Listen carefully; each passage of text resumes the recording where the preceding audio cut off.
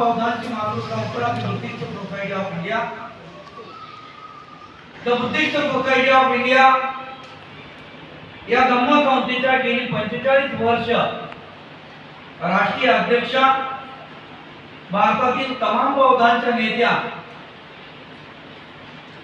Doctor Babasaheb आंबेडकरांच्या सुनबाई, महाउपासिका आदरणीय मीराताई आंबेडकर यांच्या 45 वर्षाच्या यशस्वी धम्म वाटचालीला विनम्र अभिवादन करतो. बुद्धिस्ट सोसायटी ऑफ इंडिया या धम्म संस्थेचे राष्ट्रीय कार्याध्यक्ष आषाढ पौर्णिमेपासून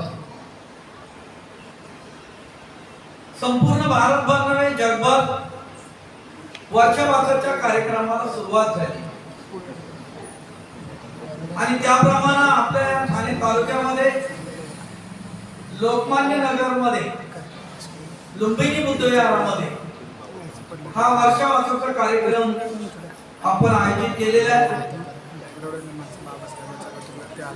या कार्यक्रमाला उपस्थित संस्थेच्या समता सैनिक दलाचे हेडक्वार्टरचे सचिव आदरणीय नियम आचार्यजी, या ठाणे तालुक्याचे माजी अध्यक्ष आदरणीय रमेशजी चव्हाण, शाखेचे सन्माननीय अध्यक्ष आदरणीय दमानंदजी रायबोले, त्याचप्रमाणे कोषाध्यक्ष आदरणीय बाळासाहेब वाघ गायकवाडजी आणि कांबळेताई समता सैनिक दलाचे सर्व अधिकारी, Buddhist society of India Lokmanya Nagar शाखेचे सर्व सन्माननीय पदाधिकारी, आपल्या सर्वांना सादर सविनय जय भीम करतो. अतिशय म्हटलं तर प्रतिकूल परिस्थितीमध्ये आपण या ठिकाणी हा धम्माचा प्रचार आणि प्रसार करत आहात. मला वाटतं तिसरी वेळ असेल मी या ठिकाणी आलेलो आहे. एकदा व्यक्तिमत्व विकास शिबिराला आलो आणि एकदा विषयालाच प्रवचन वर्षवासामध्ये एकदा आलेलो. आपल्याला गुरुजींनी सांगितलं तसं ठाणे तालुक्यामध्ये साधारण तालुका शाखा म्हणून आपण 97 साली सुरुवात केली. मला ठाणे तालुक्याबद्दल नेहमी स्वाभिमानाने सांगतो की नदीचा उगम आहे ना, तो उगमाच्या ठिकाणी छोटस असतं. जसं जसं प्रवाहात जाईल तसं प्रचंड ते पात्र मोठं होत. तसं ठाणे तालुक्यामध्ये आम्ही त्या इंग्रज गुरुजींच्या दुकानामध्ये वासुदेव इंग्रज 6-7 लोकांमध्ये ठाणे तालुक्याची कार्यक्रम निर्माण केली आणि त्यानंतर ही सगळी माणसं आचार्य असतील, रघु चव्हाण असतील, इंग्रज गुरुजी असतील, शंकर ओहाळ आहे, खूप सारे कार्यकर्ते, ते प्रचंड त्यागामधून आज संपूर्ण ठाणे तालुक्यामध्ये अतिशय चांगल्या पद्धतीने काम चाललेलं आहे. मी आपलं सर्वांचं, आजी माजी सर्व पदाधिकाऱ्यांचं मनपूर्वक अभिनंदन करतो. आपल्या सर्वांचं अभिनंदन करतो. आणि अतिशय महत्वाचा विषय आहे. विषय भारतीय बौद्ध महासभेच्या इतिहासामध्ये पहिल्या वेळेला हा विषय आपण घेतला. वर्षवासाच्या कार्यक्रमामध्ये आणि हे सगळे नवीन नवीन, मला नेहमी एक स्वाभिमान आहे की नवीन नवीन विषय संस्थेमध्ये आणायचे. 2000 साली मी बाबासाहेब आंबेडकरांचं देशासाठी योगदान, त्यावेळेला अशी हे होती की बाबासाहेब आंबेडकरांनी स्वातंत्र्य लढ्यामध्ये काय केलं याच्यावरती आम्ही संपूर्ण भारतभर त्या धम्म परिषदा घेतल्या आणि त्याला विषय दिला बाबासाहेब आंबेडकरांचं देशासाठी योगदान. जे पहिलं पुस्तक आहे माझं त्याच्यामध्ये हा विषय सविस्तर आहे. आणि त्यानंतर आज बऱ्याच लोकांना म्हणजे त्याचं बाबा काय योगदान, काय बाबासाहेब आंबेडकर, किती महत्वपूर्ण योगदान आहे बाबासाहेब आंबेडकरांचं, हे आम्ही त्यावेळेला दाखवण्याचा प्रयत्न केला. यावेळेला या वर्षावासामध्ये मागच्या 2 वर्षापूर्वी आम्ही साकेत नगरीचा इतिहास का अयोध्या नाहीये ती साकेत नगरी, आणि ते पुराव्यासह या वर्षावासाच्या कार्यक्रम मालिकेमध्ये आम्ही ते दाखवतो. युट्यूबला पण तो आहे विशेष साकेत नगरीचा इतिहास. या वर्षावासामध्ये आम्ही ब्रिटिशकालीन बौद्ध धर्म प्रचार करतो. ब्रिटिशकालीन म्हणजे स्वातंत्र्याच्या काळामध्ये देखील बौद्ध धर्माचे प्रचारक कशा पद्धतीने होते, त्यांनी काम कसं केलं. आज आम्ही स्वातंत्र्य म्हणजे स्वातंत्र्यामध्ये आहोत, सगळ्या पद्धतीचे अधिकार आहेत, सगळं स्वातंत्र्य आम्हाला, आणि बाबासाहेब आंबेडकरांच्या मेहरबानीमुळे सगळ्या पद्धतीच्या सुखसोयी आहेत आम्हाला. आणि तरीही धम्म कार्यामध्ये किंवा सामाजिक कार्यामध्ये आम्ही मागे आहोत, तितकासा वेळ देत नाही, अडचणी सांगितल्या जातात. पण त्या काळामध्ये या धम्म प्रचारकांनी कशा पद्धतीने काम केलंय. स्वातंत्र्यामध्ये साधारण 12व्या शतकामध्ये या इथल्या ब्राह्मणी धर्माचं षडयंत्र आणि मुस्लिम आक्रमण यामुळे 12व्या शतकामध्ये या ठिकाणचा जो बौद्ध धर्म आहे हा नष्टप्राय झाला, लुप्त झाला, नाहीसा झाला. इसवी सन पहिलं शतक ते 10वं शतक हे बौद्ध धर्माच्या दृष्टीनं म्हणजे 1000 वर्ष तरीही बौद्ध धर्माच्या दृष्टीनं प्रगतीच्या दृष्टीनं अतिशय उच्च कोटीची प्रगती आपण गाठली होती. आता म्हटलं जातं ना शायनिंग इंडिया किंवा संपूर्ण जगामध्ये बाबा प्रथम क्रमांक. अरे प्रथम क्रमांक होता आमचा, 1000 वर्ष प्रथम क्रमांक होता जगामध्ये. युरोप मधले लोक ना इथं नालंदा आणि तक्षशिला विद्यापीठामध्ये शिकायला येत होते. अगदी इंग्लंड, फ्रान्स पासून, अरबस्तान पासून, इजिप्त पासून, ग्रीक पासून जगामध्ये 2च संस्कृती आहेत, अतिशय पुरातन आणि सुसंस्कृत अशा 2च संस्कृती आहेत. एक इजिप्त संस्कृती आणि दुसरी मोहेंजोदडो हडप्पा संस्कृती म्हणजे भारतीय संस्कृती. इथं इतिहास आहे आम्हाला, आणि तो इतिहास आहे बौद्ध धर्माचा, परिवर्तनाचा, प्रबोधनाचा इतिहास आहे. कर्मकांडाचा इतिहास नाहीये, अज्ञान अंधश्रद्धेचा इतिहास नाहीये. आम्ही त्याचे वारसदार आहोत, या प्रबोधन चळवळीचे वारसदार आहोत, श्रमण संस्कृतीचे वारसदार आहोत. आणि म्हणून त्या साकेत नगरीचा इतिहास त्याच्यामध्ये मी सांगितलंय की त्या काळामध्ये चीन असेल, जपान असेल किंवा बाहेरचे देश असतील, या ठिकाणचे राजपुत्र तिथे शिकायला येत होते. ते राजपुत्र तिथे शिकायला येत होते. आणि म्हणून त्या ठिकाणी जे आहे ना भारतामध्ये 10व्या शतकापर्यंत अतिशय प्रगतीच्या उच्च सीमेवरती भारत हा पोहोचलेला होता. पुढे आमच्या बौद्ध धर्मामध्ये आमचे जे धर्मप्रचार आहे यांच्या काही गोष्टीच्या अज्ञानपणामुळे देखील किंवा काही गोष्टी न समजल्यामुळे देखील, काही गोष्टी लोप पावल्यामुळे या ठिकाणी इतर लोकांचं पावलं, आमचा धर्मप्रचार कमी पडला, आमचे धर्मप्रचारक कमी पडले. बाबासाहेब आंबेडकर म्हणतात की जे धर्माचा गाभा आहे मतितार, तो काही वेळेला लुप्त होतो, समजत नाही, लक्षात येत नाही, आणि त्यामुळे धर्माचा लोप होऊ शकतो. तसंच झालं. आणि मग 12व्या शतकामध्ये या ठिकाणी संपूर्ण बौद्ध धर्म लुप्त झाला. ब्राह्मणी षडयंत्र यासाठी म्हटलं का एका भिक्षूचं मुंडकं आणण्यासाठी 1200 दिनार दिला जात होते सोन्याच्या मोहरा. मग लोक पळून गेले, बाहेरच्या देशात गेले.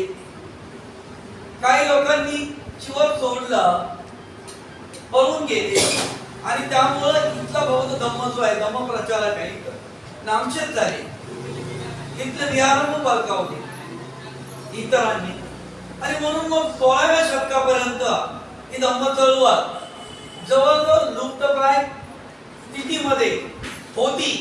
परंतु जसं आपण जमिनीमध्ये खत टाकल्यानंतर, खत टाकलेलं आहे पण पेरलेलं नाही समजा, पण जर आपण पेरलं वर्ष 2 वर्षांना, तर ते खत जे आहे ना ते आपलं काम करतंय, त्याचं आउटपुट आणतंय, आणि मग जी काही पीक येते ना ते तरावरून येते. तशाच पद्धतीनं झालं 12व्या शतकामध्ये इथं बौद्ध धम्म नामशेष जरी झाला तरी मग 16व्या शतकापासून साधारणपणे इंग्रज भारतामध्ये आले 16व्या शतकामध्ये, आणि त्यावेळेला संपूर्ण भारतामध्ये ज्याला द्रष्ट राजा किंवा दूरदृष्टीचा राजा म्हणता येईल ते फक्त छत्रपती शिवाजी महाराज होते. त्यांनी फक्त इंग्रजांना ओळखलं का हे व्यापारी म्हणून जरी आले तर एक दिवस हे राज्यकर्ते होती, म्हणून छत्रपती शिवाजी महाराजांनी स्वतःचा आरमार निर्माण केलं. आणि छत्रपती शिवाजी महाराजांच्या मृत्यूनंतर या भारतामध्ये, महाराष्ट्रात नाही संपूर्ण भारतामध्ये एक दूरदृष्टीचा राजा आहे ना तो झालाच नाही जवळजवळ 300 वर्ष. आणि त्यामुळं 50 वर्षामध्ये, अवघ्या 50 वर्षामध्ये इंग्रजांनी संपूर्ण भारत काबीज केला. आमचे सैन्य घेतलं, त्याला तैनाती फौज म्हटलं जायचं, म्हणजे भाड्यानं सैन्य आम्हाला ते द्यायचे इथल्या राजे लोकांना. आणि अशा पद्धतीनं मग त्यांनी साधारण 1750 पर्यंत संपूर्ण भारतावरती राज्य निर्माण, इंग्रजांचं साम्राज्य निर्माण झालं. इथं इंग्रज आल्यानंतर त्यांच्या इथं जे काही पोथी पुराण होते, इंग्रजी चिकित्सक प्रवृत्तीचे लोक आहेत, ॲक्युरेट आहे, पंक्च्युअल आहे. आणि मग त्यांनी विचार केला, त्या काळात इथं रामायण महाभारत होतं त्यांच्या वाचण्यामध्ये, मग त्यांनी रामायण महाभारताच्या दृष्टीने शोध घेण्याचा प्रयत्न केला का इथल्या उत्खननामध्ये काय मिळतंय.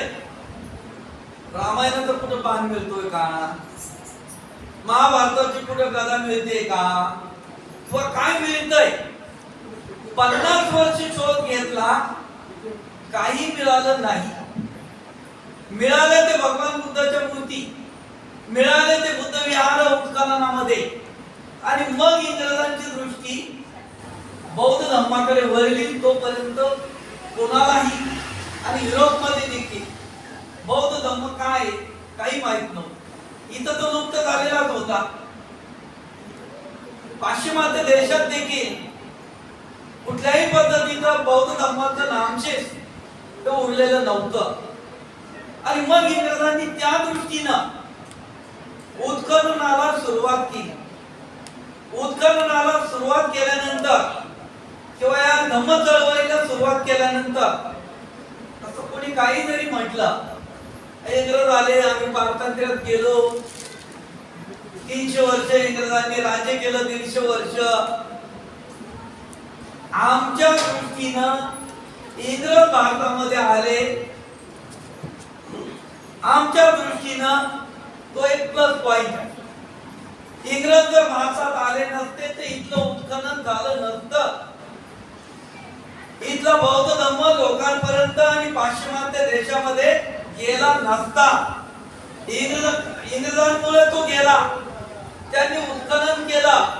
आणि म्हणून मग पहिलं जे उत्खनन झालेलं आहे ते उत्खनन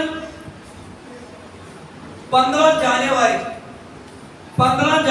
1784 साली विलियम जोन्स यांनी एशियाटिक सोसायटीची स्थापना केली. एशियाटिक सोसायटीची स्थापना केली आणि तिथून कामाला सुरुवात झाली 1784 साली. त्यांनी त्या एशियन सोसायटीच्या माध्यमातून संशोधनाला सुरुवात केली की बाबा कुठं उत्खनन होत आहे, मग ते कशा प्रकारचं आहे, तिथं काय मिळतंय. आणि म्हणून विलियम जोन्स हा माणूस माणूस इंग्रज अधिकारी होता, भारतामध्ये नोकरी निमित्त आला, तो काही संशोधक नव्हता, परंतु चिकित्सक बुद्धीनं त्यांनी या संशोधनाला सुरुवात केली आणि ॲसिस्टिक सोसायटीच्या माध्यमातून पाश्चिमात्य देशाला म्हणजे इंग्लंडमध्ये, अमेरिकेमध्ये या बौद्ध संस्कृतीचा परिचय झाला. काही इथं असं उत्खनन मिळतंय, इथं बौद्ध संस्कृती मिळते, इथं बुद्धविहार मिळतात. आणि म्हणून विलियम जोन्स हा या ब्रिटिश अधिकारी हा बौद्ध धर्माच्या दृष्टीनं अतिशय महत्वाचा पॉइंट आहे किंवा मैलाचा दगड आहे आपल्या दृष्टीने. त्यांनी या उत्खननाला सुरुवात केली. पुढे त्यांनी इंग्लंडमध्ये एक पुस्तक माला तयार केली, पुस्तक मालिका. आणि त्यांनी किती पुस्तकं प्रकाशित करावे? 15 पुस्तकं प्रकाशित केले. त्यांनी कुठलंही साधन हाताशी नसताना 15 पुस्तकं त्यांनी पुस्तक मालिका तयार केली. आणि मग इंग्लिश लोकांना, इंग्रजांना पाश्चिमात्य देशामध्ये बौद्ध धर्माचा त्या ठिकाणी परिचय झाला त्या पुस्तक मालिकेच्या माध्यमातून. पुढे जेम्स प्रिन्सेस 1799 साली झाला. 1799 म्हणजे 18व्या शतकात. त्यानं काय केलं की इथं जे उत्खननामध्ये मिळत होते ना शिलालेख, स्तंभलेख, हे पालीमध्ये होते, मागधीमध्ये होते. याचं वाचन करता येत नव्हतं. आजही आपल्याला त्या शिलालेखाचं वाचन करता येत नाही. त्याचं वाचन करता येत नव्हतं आणि त्यामुळे नेमकं कळत नव्हतं काही काय लिहिलेलं. सम्राट अशोकानं राज्याभिषेक झाल्यानंतर बुद्धगयाला भेट दिली. तिथं स्तंभलेख कोरलेला आहे. त्या 7वा जो पॉइंट आहे आपला तळा आहे तिथं तो स्तंभलेख आहे. तिथं कॉइन वगैरे फेकतात. मोजलीन तलाव हा स्तंभ आहे तिथं. सम्राट अशोकानं तिथं भेट दिली. आणि आजचं जे महाबोधी विहार आहे ना, ते सुरुवातीला सम्राट अशोकानं बांधले इसवी सन पूर्व 3ऱ्या शतकामध्ये. म्हणजे आजपासून जवळजवळ 2300 वर्ष पूर्वी सम्राट अशोकानं बांधलंय. लुंबिनीला जर गेला तर लुंबिनीला आतमध्ये बाहेर स्तंभ आहे तिथं आणि समोर एक शिल्पाकृती कोरलेली आहे. माता महामाया आणि मुलाला जन्म देताना ती शिल्पाकृती आता आतमध्ये जिथं जन्मस्थळी आहे आणि त्याच्या पाठीमागे स्तंभ आहे. तिथं सम्राट अशोकाला लिहून ठेवलंय ते या ठिकाणी सम्राट अशोक आलाय. पण सम्राट अशोक कोण होता, अशोक कोण होता हे लोकांना माहित नव्हतं. आणि मग या विलियम जोन्स जेम्स प्रिन्सेस यांनी त्या पालीचा अभ्यास केला आणि जगामध्ये पहिली प्रथम प्रिन्स जोसेफ याने हे संशोधन केलं, पाली वाचायला शिकला. आणि मग त्यांनी सांगितलं की बाबा हे जे लेख आहे हे राजा सम्राट अशोकाचे लेख आहेत.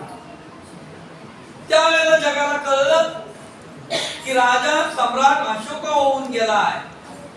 आणि हे कधी कळलंय? 1799 साली 18व्या शतकामध्ये हे जगाला कळलं.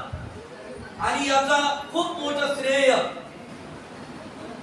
जेम्स प्रिन्सेस यांच्याकडे जात आहे. त्यानं जर ते वाचायला शिकला नसता तर आजही जग अंधारामध्ये असतं. काहीतरी कोरलंय बाबा, काहीतरी आहे एवढंच कळलं असतं. लोकांना जी माहिती मिळाली हे सम्राट अशोकानं कोरलंय. हे स्तंभ सम्राट अशोकानं निर्माण केलाय. इथं सम्राट अशोक येऊन गेलाय. त्या लुंबिनीच्या तिथं कोरलंय त्या स्तंभावरती, इदं बुद्धं जन्मते, इथं बुद्धाचा जन्म झालाय, इथं बुद्धाचा जन्म झालाय असं त्या ठिकाणी त्यांनी कोरून ठेवलेलं आहे. आणि मग लक्षात आलं लुंबिनी वनामध्ये बुद्धाचा जन्म झाला. नाही तर तोपर्यंत लोकांना असं वाटत होतं की बुद्ध हे काल्पनिक पात्र आहे, काल्पनिक आहे, वास्तव नाही, असं 18व्या शतकापर्यंत लोकांना वाटत होतं, जगाला वाटत होतं. आणि मग या जेट प्रिंटच्या माध्यमातून ती पाली भाषा, जी मागती भाषा आहे, ती वाचायला शिकले. आणि मग तिथं इंग्लंड मध्ये त्यांनी पालीचे कोर्सेस सुरू केले, कॉलेजमध्ये त्यांनी पालीची सुरुवात केली, अमेरिकेमध्ये पालीची सुरुवात केली, बाहेरच्या देशामध्ये पालीचे आहे ना ते कॉलेजला तिकडं पहिली सुरुवात झाली, मग भारतात, नंतर भारताने ते स्वीकारले. आणि म्हणून प्रिन्स जेम्स प्रिन्स हा देखील एक महान धम्मप्रचारक होता जगाच्या दृष्टीनं. आमच्या दृष्टीनं जेम्स प्रिन्स झालाच नसता तर पाली वाचायला आणि पालीमध्ये जे विपुल असं ज्ञानाचा साठा आहे तो जगासाठी खुला झाला. आणि म्हणून महत्वाचा एक तो देखील एक पहिला प्रकार आहे, धम्मप्रचारक आहे ब्रिटिश काळामधला. पुढचा जो धम्मप्रचारक आहे 1819 साली जेम्स स्मिथ यांनी जगप्रसिद्ध अशा अजिंठा लेणीचा शोध लावला. James Smith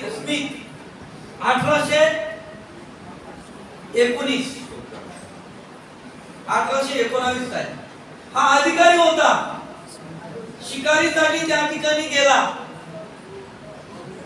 Ajanta लेण्यावर. गंधार जंगल होतं, शिकारीसाठी त्या ठिकाणी गेला. आणि मग ती शिकार करत असताना एक हरिण त्या ठिकाणी पळत गेलं आणि ते त्या लेणीमध्ये घुसलं. ते लेणीमध्ये घुसल्यानंतर हा मागोमाग गेला, हरिण तरी इथं होतं, मग गेलं कुठे. आणि मग त्याने त्याचं संशोधन केलं, सुरुवात केली. आणि ती एक एक लेणी जी आहे ना ती उजेडात यायला सुरुवात. आज जगातलं एक आश्चर्य म्हणून अजिंठ्याच्या लेण्याकडे बघितलं जाते. आम्ही शिलाँग मध्ये गेलो, थायलंड मध्ये गेलो, तिथला गोल्डन टेम्पल म्हणजे खरोखर 50 फूट बुद्धाची मूर्ती सोन्याची म्हणून त्याला गोल्डन टेम्पल म्हटलं. हा मूर्ती ज्या जिथून येतात ना भारतात सगळीकडे फ्री मध्ये दिल्या जातात. आणि फक्त जो टॅक्स आहे तो आपल्याला भरायचा आहे, जीएसटी. तर त्याचा मूर्तीचा जो कारखाना आहे ना तो आम्ही बघितला. तो कारखाना म्हणजे खूप मोठं बुद्धविहार आहे. 1 लाख लोक बसतील विपश्यनेला, 1 लाख एवढी कॅपॅसिटी आहे तिथं बसण्याची. आणि ते सगळं बुद्धविहार आणि ती मूर्ती बनवण्याचा कारखाना पाहण्यासाठी आपल्याला त्यांची बस घ्यावी लागते, चालत आपण बघू शकत नाही. हे सगळं बघितलंय. परंतु माझं असं ठाम मत आहे की ज्याने बुद्धगया पाहिली, ज्याने ही इथले पवित्र स्थळ पाहिले, लुंबिनी, बुद्धगया, श्रावस्ती, कुशीनगर किंवा अजिंठा, वेरूळ, हे ज्याने पाहिलंय ना त्याने तिथं सोन्याची मूर्ती असो नाही तर काय असो ते आपल्या समोर म्हणजे इथल्या या खऱ्या वास्तू समोर आहे ना ते पीक आहे. आज कृत्रिम दृष्टीने ठीक आहे, गोल्डन टेम्पल आहे, त्यांची श्रद्धा पण मान्य आहे, आपण वंदन करतो त्यांच्या श्रद्धेला पण. परंतु हे जी कलाकृती आहे ना इथली अजिंठ्याची ही ओरिजिनल, ही 2 हरणं असलेली समोर समोर हरणं असलेली बघा दिसतात, ती अजिंठ्याच्या लेणीमध्ये. जी 29 फुटाची बुद्ध मूर्ती आहे आपले बुद्धगयाला, ती मूर्ती इथं आहे अजिंठ्याच्या लेणीमध्ये आहे. म्हणजे अजिंठ्याच्या लेणी आहे ना ह्या प्रतीक आहे, प्रतीक. आणि ते जगाने स्वीकारलंय. कोरिया, व्हिएतनाम या देशाचं सिम्बॉल आहे ना ते दोन हरण समोरासमोर बसले आणि ते दोन हरण कुठं आहेत? बुद्धाचं प्रतीक अजिंठा लेणीमध्ये आहे, एका लेणीमध्ये आहे. ते लेणीचं प्रतीक त्यांनी आपल्या देशाचं प्रतीक म्हणून स्वीकारलेलं आहे. जसं आपण आपलं अशोक चक्र, धम्मचक्र हे आपलं प्रतीक आहे. चार सिंह हे आपण आपलं देशाचं प्रतीक म्हणून स्वीकारलेलं आहे. तर तसं त्या ठिकाणी त्यांनी ती दोन हरण हे बौद्ध धर्माच्या संस्कृतीचं प्रतीक म्हणून त्यांनी त्या देशानं आपलं देशाचं प्रतीक म्हणून त्या ठिकाणी स्वीकारलेलं आहे. आणि म्हणून जेम्स स्मिथ याचं देखील खूप मोठं योगदान आपल्या धर्मप्रचाराच्या दृष्टीनं किंवा जगाच्या दृष्टीनं त्याचं आहे. अजिंठ्याची लेणी जर कोणी झाली नसती, आज जगातून लोक येतात अजिंठ्या, आणि आपण कोणी गेलेलं नसल चुकून चुकून बुद्धगयाला गेलेलं नसलं बाबा, बुद्धगयाला आहे ना तिकडून तो हुयनसंग आहे ना, हुयनसंग 6व्या शतकामध्ये आला होता भारतामध्ये. आपण आता बाहेरच्या देशात पैसे कमवायला जातात ना, हुयनसंग भारतात कशासाठी आला होता? धम्म समजून घेण्यासाठी. इथल्या इथं आम्हाला लोकमान्य नगर मध्ये यायचं म्हटलं ना 100 अडचणी हो. बुद्धगयाला जायचं म्हटलं 100 अडचणी. पोरांची शाळा अमुक झालं तमुक झालं. तिथं गेल्यानंतर कळतंय अरे खूप उशीर झाला. तो हुयनसंग 6व्या शतकात इथं यायला निघाला. तिथं चीन मध्ये भंडारी मारली, त्यामुळे बादशाहानं ऑर्डर काढली. त्यावेळेला राजेशाही होती 6वं शतक. तिथं बादशाहानं ऑर्डर काढली होती चीनच्या बाहेर कोणी जायचं नाही आणि चीनच्या आतमध्ये कोणी यायचं नाही. तो हुयनसंग आणि जर असं कोणी जाताना बॉर्डर वरती दिसला त्याचं डायरेक्ट मुंडकं उडवा.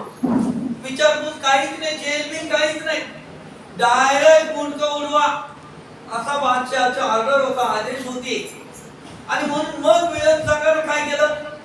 बाहेर तर पडू शकत नाही, तो काय करायचा? रात्रीचा प्रवास करायचा. आणि रात्रीचा प्रवास कसा करायचा? चालत नव्हे. चालत गेलो तर ते मनोऱ्यावरती शिपाई बसलेले असायचे, ते आपल्याला पाहतील म्हणून हुयनसंगानं काही मैलाचा प्रवास सरपटत केलाय. सरपटत पोटानं सरकत चालत गेलं तर मुंडकं उडवलं जाईल. केवढी जिद्द और केवढं त्याग होतं. कशासाठी? या भारत भूमीचं दर्शन करण्यासाठी. ज्या बुद्धगयाच्या त्या वज्रासनावरती तथागत बसले त्या वज्रासनाला वंदन करण्यासाठी. जिथं त्यांचा जन्म झालाय लुंबिनीला, त्या लुंबिनीचं दर्शन करण्यासाठी हुयनसंग ज्या वेळेला तिथं आला बुद्धगयेमध्ये, त्या वज्रासनाला ज्या वेळेला त्यानं वंदन केलं, डोकं टेकवलं, अर्धा तास तो उठला नाही. अर्धा तास. ते वज्रासन आहे ना 6 फूट लांब आहे, 3 फूट रुंद आहे आणि 1.5 फूट उंच आहे. आज सोन्याचा वर्क लावलेला आहे ब्रह्मदेशाच्या राजानं 18व्या शतकामध्ये सोन्याचा वर्क. आणि ते वज्रासनानं पूर्ण भिजलं होतं आंसरून हुयनसंगाच्या. तो रडत होता की मी खूप उशिरा जन्माला आलो, त्यामुळे मला तथागतांचं दर्शन झालं. पण ज्या वज्रासनावरती तथागत बसले त्या वज्रासनाला मी वंदन करतोय, हे माझ्यासाठी खुशी. तर केवढी निष्ठा. हे आज पाश्चिमात्य लोकांना भारतात यायचं म्हटलं तर कमीत कमी 1 लाख रुपये तिकीट आहे. 1 लाख रुपये जाणं येणं आणि राहणं म्हणजे 5 लाखापर्यंत आहे. आम्हाला किती लागतात? आम्हाला लागतात 16,000. संधी 2,000 रुपये असले फार फार 18,000. 18,000 रुपये आम्ही खर्च करू शकत नाही. लाखो रुपये खर्च करून बाहेरचे लोक इथं येतात आणि आम्ही आमच्या देशातले लोक 18 किंवा 20,000 रुपये खर्च करून ते पाहू शकत नाही. आणि मग जर चुकून कोणी गेलेलं नसेल तर संकल्प करा, वाटेल ते झालं तरी चालेल, मी बुद्धगयेला जाणार थोडे थोडे पैसे जमा करा. बुद्धगयाला जाणं म्हणजे 10 वर्षानं तुम्ही बौद्धिक दृष्टीनं धम्माच्या दृष्टीनं पुढे गेलेले असतात. प्रॅक्टिकल आणि थिअरी याच्यात फरक आहे. प्रॅक्टिकल आणि थिअरी याच्यामध्ये फरक आहे. थिअरी आपण थिअरी मध्ये खूप मार्क मिळवतात मुलं. ज्यावेळेला प्रॅक्टिकल जीवन येतं त्यावेळेला कळतंय मग तो मागं पडतो. तर आपण प्रॅक्टिकल जीवनामध्ये आपण पुढे असलं पाहिजे किंवा प्रॅक्टिकल धम्म आचरणामध्ये आपण पुढे असलं पाहिजे. पुढचं पॉइंट आहे सन 1836 आहे. Sir Alexander Cunningham. त्या सर अलेक्झांडर कनिंघम हा इंजिनियर होता पेशा. भारतामध्ये इंजिनियर म्हणून आला आणि तो कायमचा भारतामध्ये राहिला. परत गेलाच नाही तो इंग्लंडला. आणि का परत गेला नाही? पहिलं संशोधन त्यांनी 1836 मध्ये सर अलेक्झांडर कनिंघम यांनी सारनाथ हे स्थळ शोधून काढले. सारनाथ जो आज 4 स्तंभ असलेला मुद्रा भारताची राजमुद्रा आहे, अशोक स्तंभ आहे. तो अशोक स्तंभ शोधून काढण्याचं काम सर अलेक्झांडर कनिंघम यांनी केलेलं आहे. पुढे बसू द्या.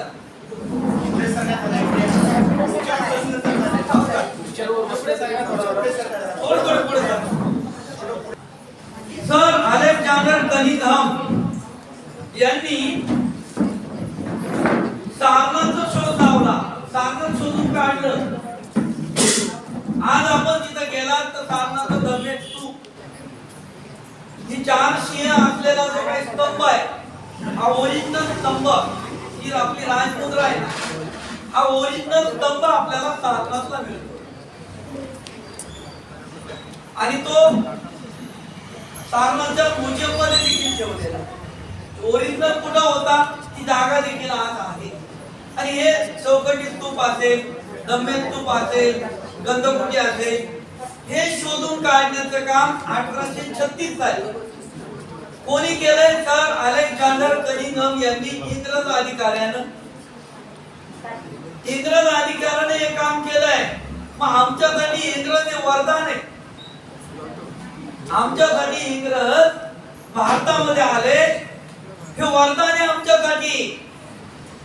त्यांनी ते शोधून काढलंय. पुढे सर अलेक्झांडर कनिंघम यांनी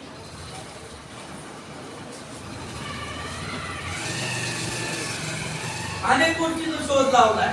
पण त्या अगोदर 1861 साली भारतामध्ये पुरातत्व विभागाची स्थापना करण्यात आली. 1861 साली भारतीय पुरातत्व विभागाची स्थापना करण्यात आली. आणि याचे पहिले डायरेक्टर होते सर अलेक्झांडर कनिंघम. त्यामुळे संशोधनाच्या क्षेत्रामध्ये सर अलेक्झांडर कनिंघम यांना पितामह म्हटले जाते. संशोधकाचे पितामह, बापाचे बाप. त्यांनी ही 1861 साली सुरुवात केल्यानंतर याचे पहिले डायरेक्टर होते सर अलेक्झांडर कनिंघम. आणि मग त्यांनी 1861 साली त्या साकेत नगरीचं संशोधन सुरू केलं. 1861 साली पहिलं साकेत नगरीचं संशोधन सुरू केलं. आणि त्या काळात त्यांनी रिपोर्ट देऊन ठेवला. 1861 साली सर अलेक्झांडर कनिंघमचा रिपोर्ट आहे का इथं 100 संग्राम होते. खुदाई केल्यानंतर इथं संग्राम मिळती. तिथं अंदवन होतं. आणि त्या अंदवनामध्ये प्रत्यक्ष तथागत भगवान बुद्धांनी 100 लोकांना धम्माची दीक्षा दिली. अज्ञान अंधश्रद्धेमध्ये होते, त्यांना डोळस केलं म्हणून त्या ठिकाणाला नाव पडलं अंधवन. आंधळ्या लोकांचं नव्हतं, बौद्धिक दृष्टीने आंधळे झालेले होते आणि म्हणून त्या ठिकाणी नाव पडलं अंधवन. आणि तिथं खोदकाम केल्यानंतर महाविहार मिळेल हे 1800 61 साली कनिंघमनं लिहून ठेवलेलं होतं. 1901 सालचा देखील रिपोर्ट आहे पुरातत्व विभागाचा, का इथं खोदकाम केल्यानंतर बुद्ध विहार मिळेल. परंतु 1861 ते 64 पर्यंत कनिंघम असताना खोदकाम झालं. पुढे ते खोदकाम त्या ठिकाणचे जे काही राजे होते किंवा जे दंतांके लोक होते त्यांनी ते काम हरवलं. ते काम हरवलं होऊ दिलं नाही. नाहीतर 1861 ला साकेत नगर हे त्या काळात उजेडात आलं असतं. परंतु सर अलेक्झांडर कनिंघम यांनी त्या ठिकाणी लिहून ठेवलंय. पुढे 1880 साली सर अलेक्झांडर कनिंघम यांनी बुद्धगयाचे संशोधन केलं. बुद्धगया शोधून काढण्याचं काम सर अलेक्झांडर कनिंघम यांनी केलेलं आहे. आणि हे देखील खूप खूप मोठं महान काम, म्हणजे त्या कामगिरीला तोडत नाही. बुद्धगयासारखं महाबोधी विहार हे लुप्त झालेलं होतं, सपाट होतं. तिथं जमीन होती, म्हणजे शेती केली जायची, जंगल होतं. आणि तशा ठिकाणी संशोधन करणं, खोदकाम करणं ही साधी गोष्ट नव्हती. परंतु ते या पुरातत्व विभागाचे प्रमुख झाल्यामुळं, पहिले डायरेक्टर झाल्यामुळं त्यांनी सगळी संशोधन कामाला गती दिली. आणि मग 1880 साली त्यांनी बुद्धगयेचा शोध लावला. सर अलेक्झांडर कनिंघम यांनी सर 1800 त्यांनी नालंदा विद्यापीठाची शोध लावला. तक्षशिला विद्यापीठाचा त्यांनी शोध लावलेला. साकेत नगरीचा त्यांनी शोध लावलेला. म्हणजे बौद्धांच्या दृष्टीनं जेवढे काही महत्त्वाचे पॉइंट आहे, नालंदा, तक्षशिला, साकेत नगरी, सारनाथ, बुद्धगया, याचं संशोधन कोणी केलंय? Sir Alexander Cunningham. आणि मग आमच्या दृष्टीनं सर अलेक्झांडर कनिंघम हे बौद्ध धर्माचे महान प्रचारक होते, नुसते प्रचारक. ते महान असे प्रचारक होते, त्यांच्या कामाला तोडत नाही. म्हणून आमची ही धम्मस्थळं आज आम्हाला पाहायला मिळतात. आज रेडी आहे सगळं. फक्त आम्हाला तिथं जायचे, आमची मानसिकता तयार करायची, मनोभावना तयार करायची, इच्छा असेल तर म्हटलेलं ना मार्ग दिसेल. आता बौद्धाचार्य शिबिर चालू आहे ठाणे जिल्ह्यातलं, तर एकानं लिहिलं मला, बहीण आजारी, अमुक झालाय, तमुक झालाय, याच्यावरती काय गोष्टी मार्गदर्शन. मी एकाच लाईन मध्ये लिहिलं, तर इच्छा असेल तर मार्ग मिळेल. तुमची इच्छा शक्तीच नसेल तर अंतर्भान आहे. आणि इच्छा असेल तर सगळ्या समस्या दूर होतात. ह्या मंडळीने सगळ्या समस्या दूर केल्या. आणि म्हणून पुढचा 19व्या शतकामध्ये भगवान बुद्धांच्या जीवन चरित्रावरती आधारित एडविन आर्नाल्ड यांनी the light of Asia, Edwin Arnold यांनी एक ग्रंथ लिहिला. काय? लाईट ऑफ आशिया, म्हणजे आशिया खंडाचा प्रकाश. कोणी लिहिलंय? इंग्रज अधिकारी. प्रकाशित झालं हे इंग्लंड मध्ये पुस्तक, ग्रंथ. तथागत भगवान बुद्धांच्या जीवनावरती आजही आशिया खंड, म्हणजे पौरात्य देश किती प्रगत झाले तरी ते रिस्पेक्ट करतात, आदर करतात. कशामुळे? तथागत भगवान बुद्धांच्या. का भगवान बुद्धांचा देश आहे भारताला.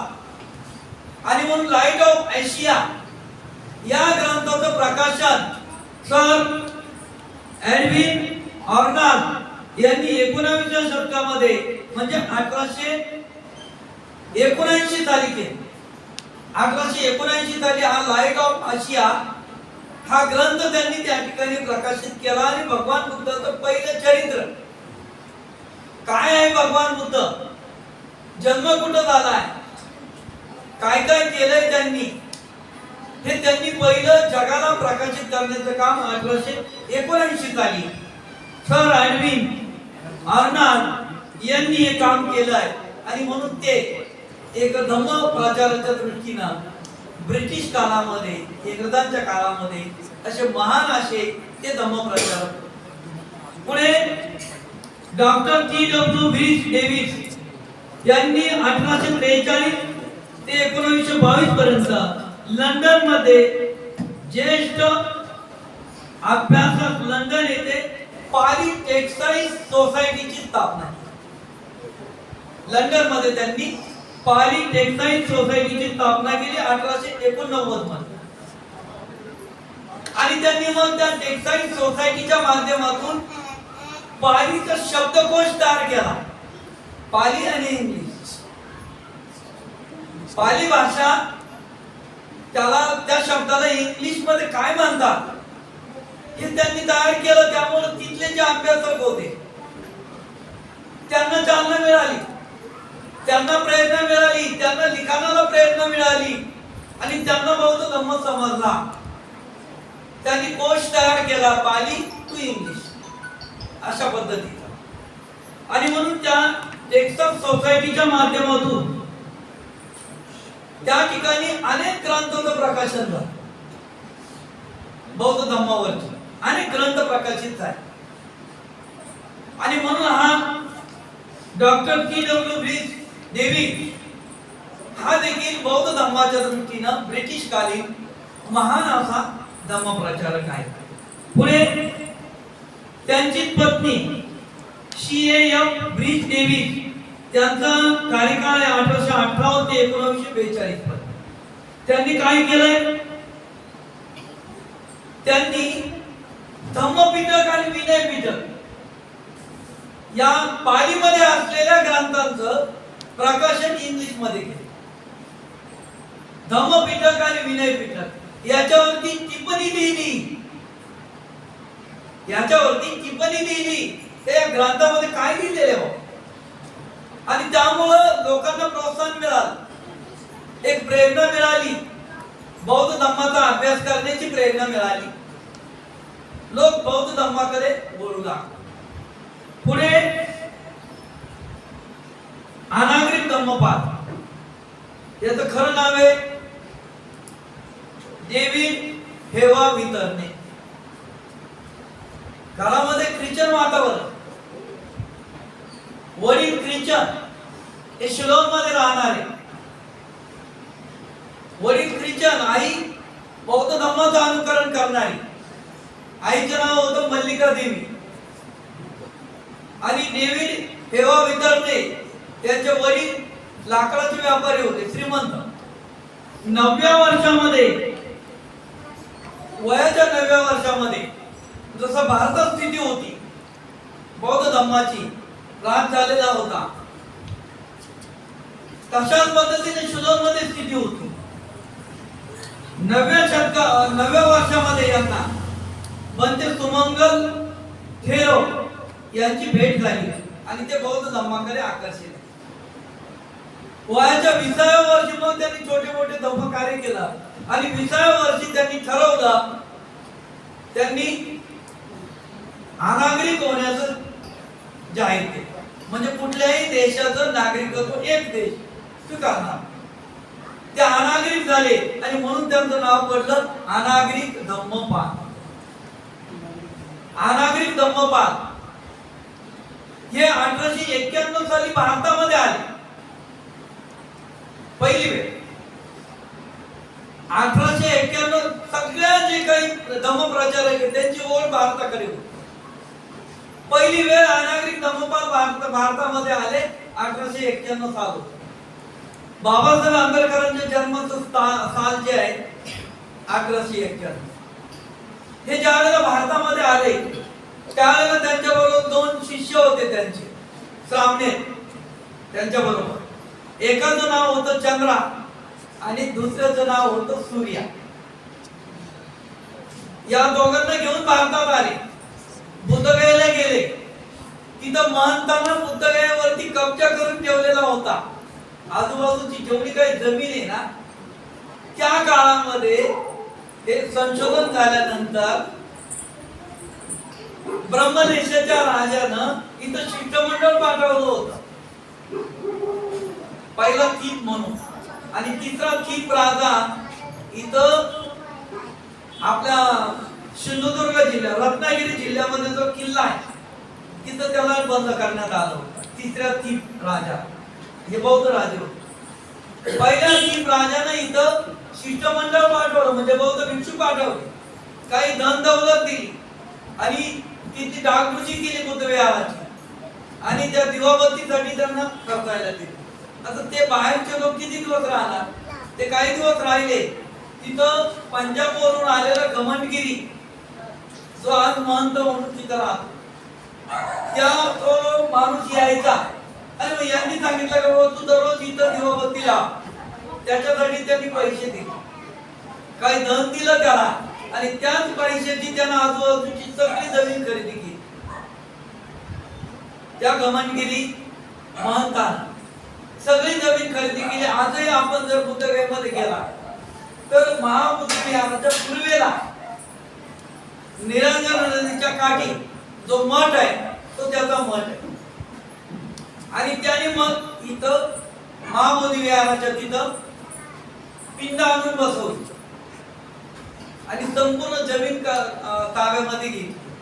हे अनागरिक धम्मपाल जे आलेले गेले तिथं राहण्याला व्यवस्था नाही, अक्षरशः मारहाण केली, रक्तबंबाळ झाले. गया किंवा इथं कलेक्टर कचेरी नव्हती. आज तुम्हाला माहिती आहे का बुद्धगया कुठे आहे, कलकत्ता कुठे आहे? याची काही बिहारची काही राजधानी जी आहे ना, त्यावेळेला हेडक्वार्टर ते कलकत्ता होतं. कंप्लेंट करायची जायचं तरी कलकत्त्याला जावं. मग कलकत्त्याला गेले, तिथं सगळं सांगितलं, काही झालं नाही. आणि मग त्यांनी ठरवलं की नाही, हा प्रश्न जगाच्या विषयावरती टांगला पाहिजे.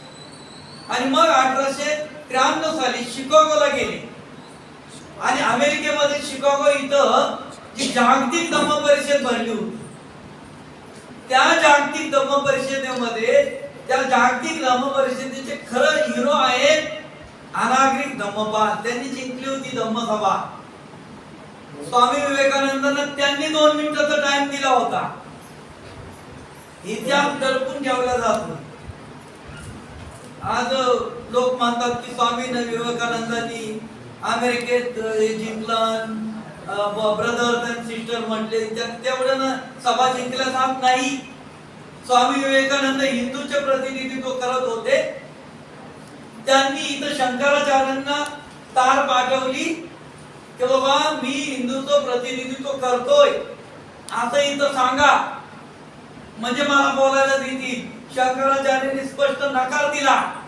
आणि मग अनागरिक धम्मपाल हे जे व्यक्तिमत्व आहे हे संपूर्ण जगाला माहित होतं. अनागरिक धम्मपालाच्या शिफारशीमुळं हे 2 मिनिटाचा वेळ शिकागो मध्ये स्वामी विवेकानंदांना दिला. आमच्या दृष्टीने ते चांगलं झालं. स्वामी विवेकानंदावरती बौद्ध धर्माचा प्रभाव पडला.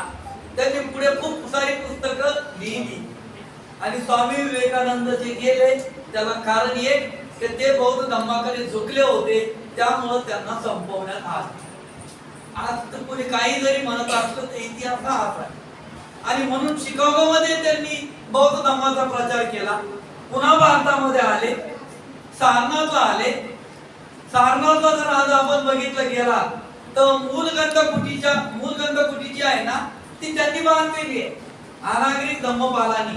आणि शेवटी त्यांनी बौद्ध धर्माची दीक्षा घेतली, चिवर परिधान केलं, संपूर्ण जगभर फिरले आणि बौद्ध धर्माच्या प्रचारासाठी. आणि त्यांनी जो शिष्य आणलेला होता चंद्रा, ते कुशीनगरला स्थायिक झाले. कुशीनगरला आपली कर्मभूमी मानली आणि ते चंद्रा म्हणजे पुढे बाबासाहेब आंबेडकरांना धम्म दीक्षा देणारे वास्तविक चंद्र. हे इतकं सोपं नव्हतं. काही लोक म्हणतात बाबासाहेब असे म्हटले, बाबासाहेब तसे म्हटले. अरे त्यांची कर्मभूमी मानली त्यांनी. 18 वर्षापासून चंद्रमणी महास्तवीर हे त्या ठिकाणी भारतामध्ये राहिले, परत ब्रह्मदेशाला गेले नाही. चंद्रमणी महात्मा ब्रह्मदेशाचे अनागरिक धम्मपाल हे शिलोंचे होते.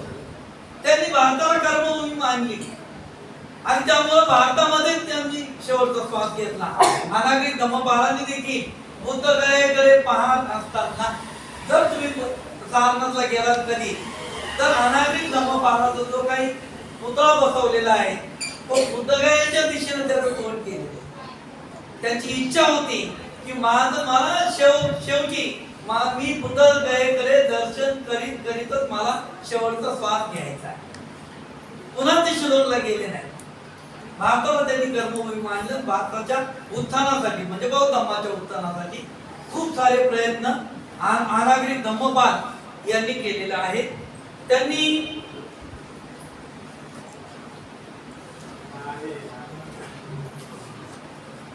पुढे चंद्रमणी महास्तवी मगाशी सांगितल्याप्रमाणे 1876 मध्ये त्यांचा जन्म झाला. 1876 ते 1972 जवळजवळ 95-96 वर्षाचं आयुष्य महास्तवी चंद्रमणी यांना मिळालं. आणि त्यांनी तिथं कुशीनगरला राहिल्यानंतर पालीची पाठशाळा सुरू केली. बुद्धविहार बांधले त्यांनी तिथं त्या काळामध्ये बाबासाहेबांनी धम्मदीक्षा घेण्याच्या अगोदर. आणि म्हणून आपण आजही जर गेला तर सुरुवातीला चंद्रमणी महास्तवी यांचं बुद्धविहार त्यांचा पुतळा आहे. मग तथागत भगवान बुद्धांचं जिथं महापरिनिर्वाण झालं ते बुद्धविहार आपल्याला पाहायला. तथागतांनी अंतिम श्वास घेतला ते. तर चंद्रमणी महास्तवी यांनी तिथं पाठशाळा सुरू केली, मुलांना जमा केलं आणि त्या ठिकाणी बौद्ध धर्माचे पालीचे संस्कार त्यांच्यावरती घडवले. अनेक समाज उपयोगी काम त्यांनी केले. धम्मप्रचाराचं काम केलं आणि सगळ्यात महत्त्वाचं काम त्यांचं म्हणजे चंद्रमणी महास्तवी यांचं त्यांनी नेपाळची धम्म यात्रा म्हणजे लुंबिनी असेल त्या ठिकाणच्या सगळ्या स्थळांचं वर्णन करणारी नेपाळची धम्म यात्रा हा त्या काळात ग्रंथ लिहिला. 1944 आहे नेपाळची धम्म यात्रा. आणि पुढे 14 ऑक्टोबर अशोका विजयादशमी 1956 साली महास्तवी चंद्रमणी यांच्या हस्ते बोधिसत्व डॉक्टर बाबासाहेब आंबेडकरांनी बौद्ध धर्माची दीक्षा घेतली. एक तर सिनियर होते ते सर्वात, भदंत आनंद कौशल्यान वगैरे यांना देखील सिनियर होते. आणि दुसरी गोष्ट ते ब्रह्मदेशाचे होते. बाबासाहेब आंबेडकर कोणी काही जरी म्हटलं त्या काळात दोन पंथ होते, महायान हिनयान. पुढे महायानाचे अनेक हे झाले पण बाबासाहेब आंबेडकरांना अभिप्रेत होता तो थेरवाद, थेरवादी बौद्ध धम्म म्हणजे हिनयान पंथीय बौद्ध धम्म. आज त्याचं काही अस्तित्व राहिलेलं नाही. बाबासाहेबांच्या दीक्षेच्या नंतर महायान हिनयान याचं काही अस्तित्व राहिलेलं नाही. जग फक्त बाबासाहेबांना विचारलं पत्रकारांनी की बाबा तुम्ही महायान स्वीकारलाय का हिनयान स्वीकारलाय. बाबासाहेबांनी मार्मिक उत्तर दिलं, म्हटलं मी महायानही स्वीकारलेलं नाही आणि हिनयानही स्वीकारलेलं नाही, मी स्वीकारलंय बुद्धयान. म्हणजे भगवान बुद्धांचा ओरिजिनल जो धम्म आहे ना तो स्वीकारलाय मी. आणि म्हणून बाबासाहेब आंबेडकरांची दीक्षा हे चंद्रमणी महास्तवी यांचं जे जीवित कार्य आहे ते सगळ्यात महान असं कार्य आहे चंद्रमणी महास्तवी यांचं. तर बाबासाहेब देखील शोधत होते की मला जो धम्म दीक्षा घ्यायची आहे तो गुरु किंवा ते भिक्षू ते स्थवीर असले पाहिजे, महास्तवीर असले पाहिजे. आणि मग चंद्रमणी महास्तवी यांच्या हस्ते डॉक्टर बाबासाहेब आंबेडकरांनी बौद्ध धर्माची दीक्षा घेतली. पुढे प्राध्यापक पी लक्ष्मी नरसू हे नाव खूप कमी लोकांनी ऐकलं असेल. आता हा सगळा विषय कमी लोकांनी ऐकला. पी लक्ष्मी नरसू हे दक्षिण भारतातलं एक महान व्यक्तिमत्व. बाबासाहेब आंबेडकर त्यांच्याबद्दल म्हणतात की लक्ष्मी नरसू म्हणजे 20व्या शतकातलं एक बलाढ्य व्यक्तिमत्व आहे. बाबासाहेब म्हणतात त्यांनी पी लक्ष्मी नरसू यांनी इसेन्स ऑफ बुद्धिझम हा ग्रंथ 1906 साली लिहिला. त्याच्या 60 आवृत्त्या इंग्लंड मध्ये संपल्या आणि 80 आवृत्त्या अमेरिकेमध्ये संपलेल्या आहेत. 80 आवृत्त्या, किमान एक आवृत्ती 1000 पुस्तकाची म्हटलं. काय झालं? त्यांनी 1906 साली तो ग्रंथ लिहिला. इथं त्यांनी दुसरी आवृत्ती त्यांच्या हयातीमध्ये 1912 साली काढली, पण ते पुस्तक भारतामध्ये मिळत नव्हतं. या पुस्तकाला डॉक्टर बाबासाहेब आंबेडकरांनी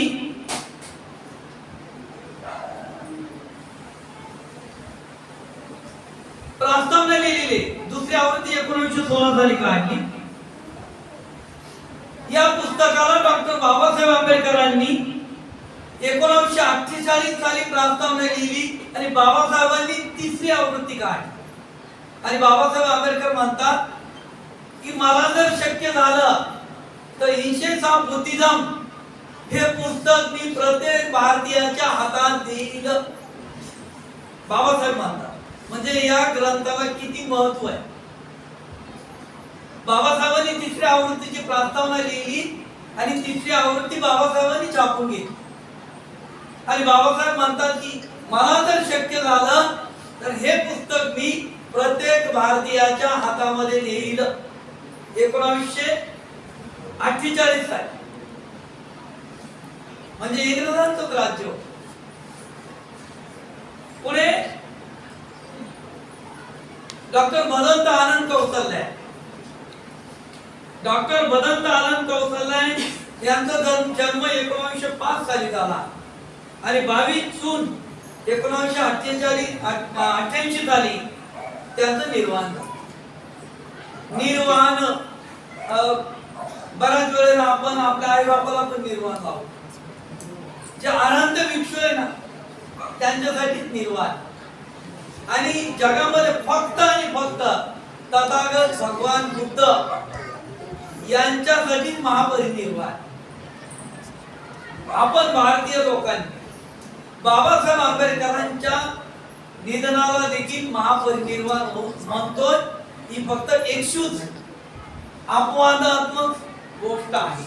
कारण आमचं म्हणणं असं आहे तथागत भगवान बुद्धांच्या इतकंच महत्वपूर्ण काम डॉक्टर बाबासाहेब आंबेडकरांनी 65 वर्षाच्या आयुष्यामध्ये केलं आहे. आणि मग आमच्या दृष्टीनं तथागत भगवान बुद्धांचे एवढेच महत्वपूर्ण बाबासाहेब आंबेडकर आहे. आमच्यासाठी जगासाठी ते बोधिसत्व असतील, पण आमच्यासाठी डॉक्टर बाबासाहेब आंबेडकर हे बुद्धच आहे. मी सोप्या भाषेत सांगत असतोय की पृथ्वी ही विशाल आहे. पृथ्वी ही विशाल आहे परंतु ती आमच्या आईपेक्षा मोठी नाही. पृथ्वी विशाल आहे पण ती आमच्या आईपेक्षा मोठी नाही. आमच्या आईने जन्म दिला नसता तर विशाल अशा पृथ्वीचं दर्शनच आम्हाला झालं नसतं. तथागत भगवान बुद्ध ग्रेटच आहे, बाबासाहेब आंबेडकरांचे गुरु आहे. परंतु ते बाबासाहेब आंबेडकर जर झाले नसते तर विशाल अशा तथागतांचं दर्शनच आम्हाला घेऊ दिलं नसतं. अरे आम्ही हिंदू असून त्या कारणम मंदिराचं सत्या रामचंद्राच्या दर्शनासाठी 5 वर्ष तडपडत होतो. काय झगडा करायचा होता का तिथं आम्हाला? का मारामारी करायला गेलो? 5 वर्ष सत्याग्रह चालला आहे. 1 दिवसाचा कार्यक्रम घ्यायचा असेल ना विचारा या कार्यकर्त्यांना काय त्रास होतो. 1 दिवसाचा कार्यक्रम कोण केले म्हणतात, घरोघरी गेलो आम्ही केलं तमुक. 5 वर्ष सत्याग्रह चालायचा नाशिक जिल्ह्यातला. बाबासाहेबांनी 5 वर्ष तो सत्याग्रह चालवला आणि तिथं काळाराम मंदिराला 4 दरवाजे. एका दरवाज्यावरती दररोज 15 माणसं बसायची. 4 दरवाज्यावरती 60 माणसं. ऊन वारा पाऊस हिवाळा पावसाळा सगळे ऋतू आले ना 5 वर्षात. 5 वर्ष सत्याग्रह. आणि दुसरी बाब काय होती माहिती का महत्वाची, जो कोणी सत्याग्रहाला जाईल ना एखाद्या गावातून, त्या गावातून कोणी आपला माणूस सत्याग्रहाला गेला की आपल्या वस्तीला वारीत टाकलं गावात. बहिष्कार आपल्यावरती. म्हणजे तेल मीठ मिरची मिळायची नाही, किराणा मिळायचा नाही दुकानात, कामाला बोलवायचे नाही, शेतात देखील काम. आणि आपण तर मोलमजुरी का. आमचं गाव आहे ना, वडील सांगतात 5 वर्ष गावानं आम्हाला वारीत टाकलं. 5 वर्ष ते चटके सहन केलेत. वडील सांगायचे 3 किलोमीटर आम्ही कामाला दुसऱ्या गावाला जायचो. 3 किलोमीटर. का? तुमचा माणूस एक मार्च तर सत्याग्रहाला काय. आणि अशा परिस्थितीत सत्याग्रह चालवणं. नाशिक, नगर, धुळे, औरंगाबाद, मराठवाडा इथून लोक सत्याग्रहाला आले. त्यांची राहण्याची जेवणाची व्यवस्था नाशिक मध्ये केल्या जात होती. मोठा मंडप होता 5 वर्ष. केवढं मोठं काम आहे. आज आपल्या दृष्टीनं मी म्हणतो काहीच नाही ना, सगळं जात नाही. मोबाईल उचलायचा, फोन करायचा, बाबा या याच्यावर टाकायचा मेसेज, ते होत नाही. आम्ही मोबाईल घेतो आणि सांगतो, फोन करतो काय जेवण केलंय, जेवण झालं का, भाजी काय खाल्ली, आम्ही काय केलं, धम्माची चर्चा करा. तेवढ्यासाठी मोबाईल नाहीये. भाजी काय खाल्ली का, खाल्ली तर खाल्ली, शिकाय आलं शिकायली. तर भदंत आनंद कौशल्य हे एक महान व्यक्तिमत्व. यांनी पुस्तकं किती लिहिलेत माहितीये जीवनामध्ये? 27 पुस्तकं भदंत आनंद कौशल्य यांनी लिहिली. त्यांनी पुस्तक पहिलंच लिहिलंय यदि बाबा न होते तो. पहिलं पुस्तक आहे डॉक्टर भदंत आनंद कौशल्य यांचं, यदि बाबा न होते तो. म्हणजे काय झालं असतं बाबासाहेब नसते तर. हे भदंत आनंद कौशल्य यांचं पुस्तक ते पंजाबचे कोणचे. हरनाम त्यांचं नाव होतं खरं. दीक्षा घेतल्यानंतर त्यांचं नाव झालं भदंत आनंद कौशल्य. डॉक्टरेट झालेले. बौद्ध धम्माला पूर्ण वाहून घेतला. पालीचे गाडे अभ्यासक, पालीचा कोश देखील त्यांनी लिहिला, हिंदी आणि पाली. पालीचं हिंदी ट्रान्सलेशन शब्दकोश आपल्याला त्यांचा उपलब्ध मिळतो. आणि म्हणून त्यांनी पुस्तके लिहिले. यदि बाबा न होते तो. बुद्ध धम्म एक बुद्धिवादी अध्ययन. बुद्ध धम्म एक बुद्धिवादी अध्ययन. धम्मपद भुक्की संक्षिप्त बुद्धचर्या. बौद्ध धम्म का सार. पाली हिंदी कोश ने आदि सांगितलं. बौद्ध धम्म और महात्वाद. भगवान बुद्ध का धम्म. भगवान बुद्ध. अनात्मवाद. तथागत का शाश्वत संदेश. पुस्तकातील काय काय तथागत का शाश्वत संदेश, ज्याला कधीच मरण नाही असा संदेश शाश्वत. सारीपुत्र महामोगलान और सांची, इनका क्या रिश्ता है?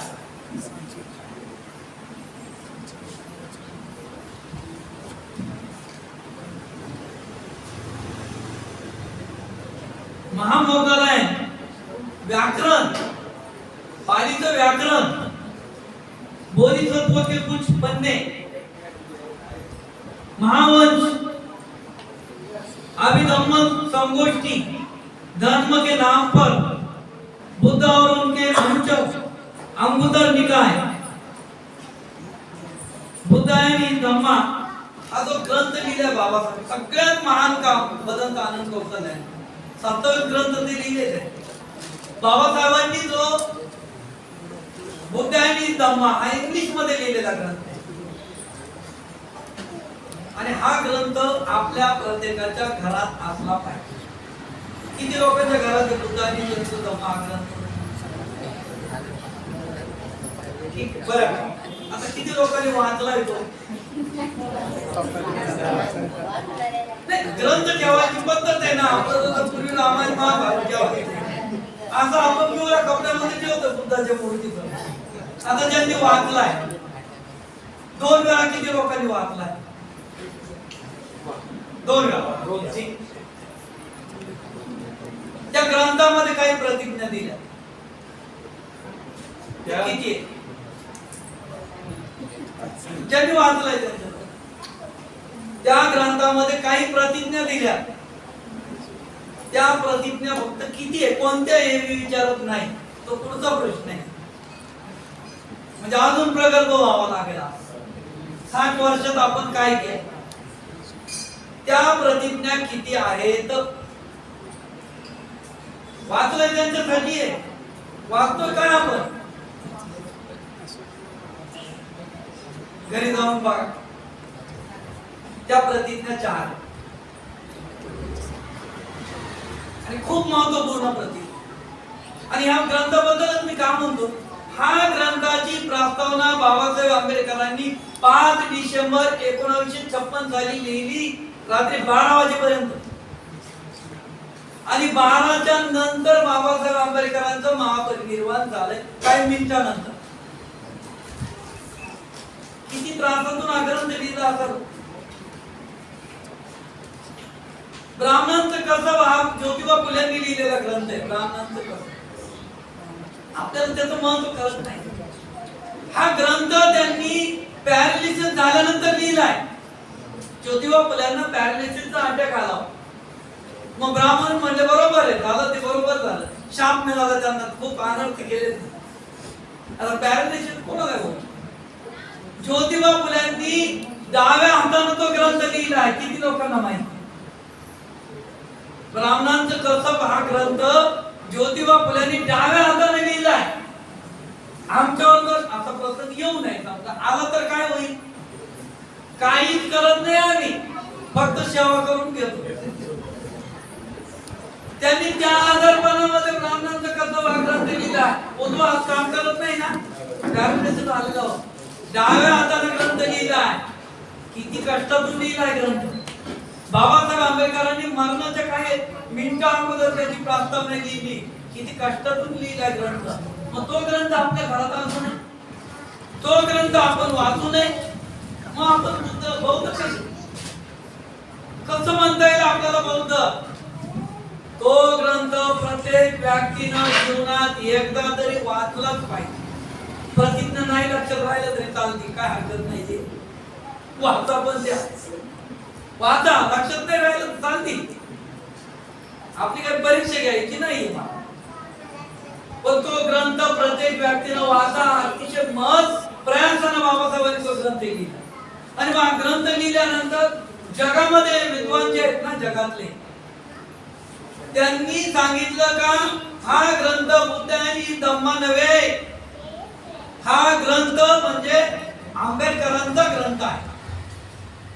टीका झाली बाबासाहेबांवरती, जगातून टीका झाली. आणि त्या टीकेला उत्तर देण्याचं काम डॉक्टर भदंत आनंद कौशल्य यांनी केलंय. या ग्रंथाचं इंग्लिश ग्रंथाचं हिंदी अनुवाद भदंत आनंद कौशल्य यांनी केला. आणि या ग्रंथ हिंदीमध्ये त्यांनी तळटीप लिहिली. हिंदीमध्ये म्हणून ग्रंथ वाचा. हिंदीमध्ये त्यांनी लिहिलंय हा परिच्छेद बाबासाहेबांनी. हा जो परिच्छेद बाबासाहेबांनी परिच्छेद घेतलेला आहे, हा कुठून घेतला. अंगुत्तर निकायातून घेतला, मजिम निकायातून घेतला, दिग्ग निकायातून घेतला. कुठून घेतला हे तिथं पुस्तक लिहिलंय त्यांनी. किती गाढा अभ्यास असेल डॉक्टर भदंत आनंद कौशल्य यांचा. आणि किती बाबासाहेबांशी समतोल असे विचार त्यांचे होते. हा प्रसंग त्यांनी कुठून घेतलाय बाबासाहेबांनी. त्रिपिटकामधून. अंगुत्तर निकाय, कुतक निकाय, मध्यम निकाय, धम्मपद, अनेक निकाय. तर त्याची तळटीपीला त्यांनी ते दिलंय भदंत आनंद कौशल्य यांनी. आणि मग जगामधल्या विद्वानांचा जो बुद्धिभ्रंश होता तो नाहीसा झाला की हा आंबेडकरांचा ग्रंथ नव्हे, हा बुद्ध आणि धम्मा.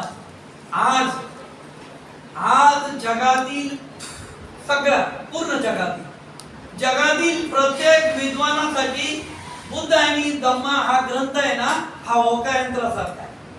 दिशा आणि दिग्दर्शक आहे. जगातल्या कुठल्याही माणसाला पुस्तक लिहायचं असेल तर बुद्ध आणि त्याचा धम्म या ग्रंथाचा रेफरन्स घेतल्याशिवाय त्याला पुढे जाताच येणार नाही.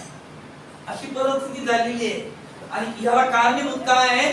जेवढं बाबासाहेब आंबेडकरांचं श्रेय आहे तेवढंच महत्वपूर्ण श्रेय या ग्रंथासाठी भदंत आनंद कौशल्य यांचा आहे. त्यांनी बाबासाहेब आंबेडकरांची 1935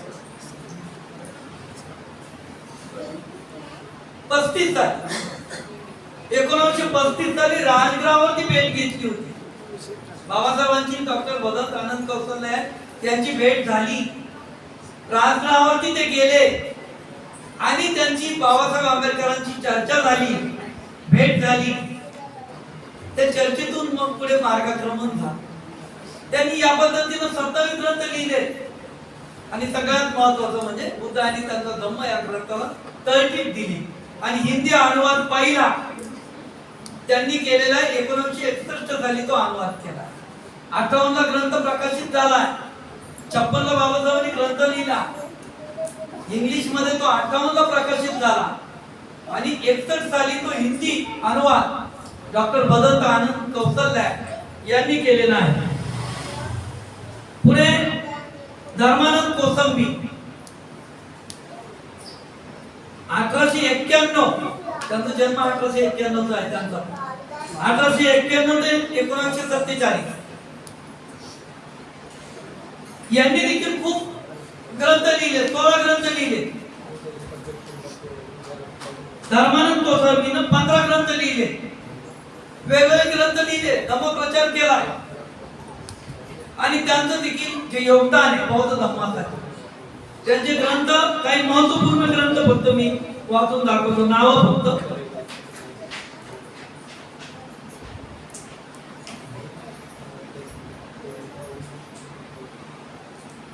पुढे जगदीश काश्यप, बनते जगदीश काश्यप 2 मे 1908 ते 1972 पर्यंत.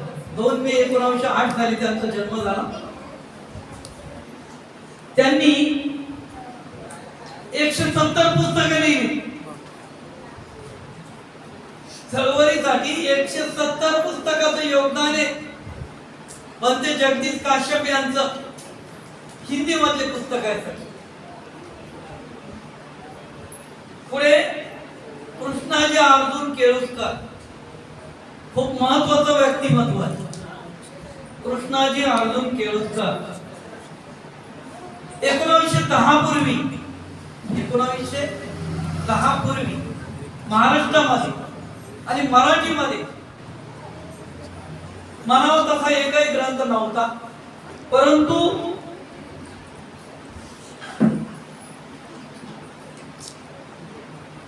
1883 साली बौद्ध धर्माचे संस्थापक शाक्य मुनी गौतम बुद्ध हा गोविंद नारायण तळवटकर यांनी पहिला ग्रंथ लिहिला मराठीमध्ये. बौद्ध धर्माचे संस्थापक शाक्य मुनी गौतम बुद्ध. त्यानंतर दुसरा ग्रंथ लिहिला मराठीमध्ये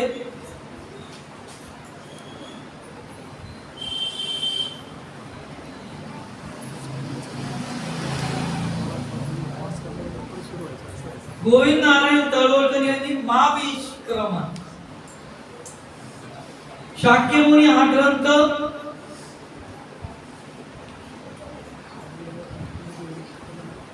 गोविंद नारायण तळवटकर आणि तिसरा ग्रंथ लिहिलाय कृष्णाजी अर्जुन केळुसकर. हे व्यक्तिमत्व महत्वाचं. यांनी 1858 साली हा मराठीमध्ये ग्रंथ लिहिला आहे. काय ग्रंथ लिहिला होता? गौतम बुद्धाचे चरित्र. 1858 साली लिहिलेला ग्रंथ आहे. त्यांना दादा केळुसकर म्हणायचे. बाबासाहेब आंबेडकर देखील त्यांना दादा म्हणायचे. बाबासाहेब आंबेडकर तिथं त्या आज जे सरकार पाटील उद्यान त्या ठिकाणी वाचायला जायचे आणि नेमके दादा केळुसकर हे देखील त्या ठिकाणी वाचायला यायचे. मग त्यांची ओळख कुठं राहतो, काय करतो असं. आणि मग बाबासाहेब आंबेडकर ज्यावेळेला मॅट्रिक पास झाले 1908 साली, त्यावेळेला दादा केळुसकरांनी बाबासाहेब आंबेडकरांचा सत्कार घेतला आणि त्यांना पहिला भेट जो ग्रंथ दिला तो स्वतः लिहिलेला गौतम बुद्ध हे चरित्र हा ग्रंथ त्यांनी भेट दिला. तो लिहिला होता त्यांनी 1898 साली. 1908 साली बाबासाहेब आंबेडकरांना तो ग्रंथ त्यांनी भेट दिला आणि खऱ्या अर्थानं पुढे बौद्ध धर्माच्या क्रांतीची बीज इथं रोवली. 1908 साली बाबासाहेबांनी 56 जरी दीक्षा घेतली असली तरी त्यांनी 1935 साली घराचं नाव काय ठेवलं? राजगृह. ऐतिहासिक बौद्ध धर्माचं राजगीर नगरी, सम्राट बिंबिसार,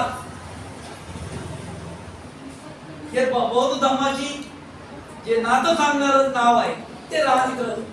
मुलाचं नाव Rajratna. People's education society, Siddharth college 45 आहे. दीक्षा घेतली त्यांनी 56.